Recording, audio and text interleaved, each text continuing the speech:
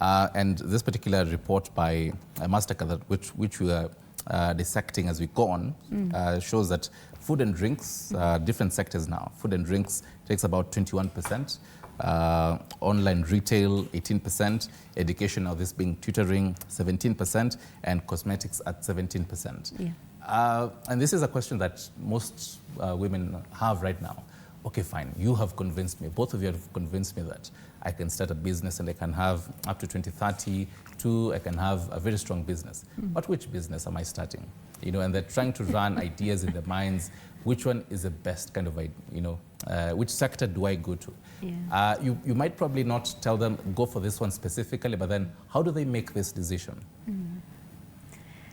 Yeah, like I said, most African women will start a business for sustenance. But if you're a real business person and you know what you want, most likely you're going to solve a problem. You know, as an entrepreneur, actually, the reason you should be going to business is to solve a problem. And then in the process of solving a problem, you give value to a customer, and then you make money. That is how it's supposed to be. Which business? Identify a problem or a gap. For example, let's say, let me give you a very simple scenario here. You see some blocks of apartments coming up, let's say on Kiambu Road or Lavington or wherever.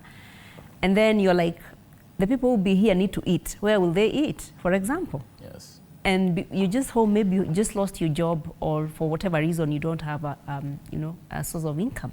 And you need to figure out how much can they afford. And then there you are, they can afford, let's say, 80 shillings for a meal. So what meal is 80 bob? And then now you go ahead and do what needs to be done. So I know sometimes business sound like such a big thing, but it comes from very small things. Even people who started like apps like Uber, they just saw a gap. People started like, I don't know what Elon Musk saw when he was starting the electric cars. But yeah, it started with a gap. Like she says, nobody knows, you really don't know what is ahead. Actually, for business, you jump, then every day for a business person is it's a new day.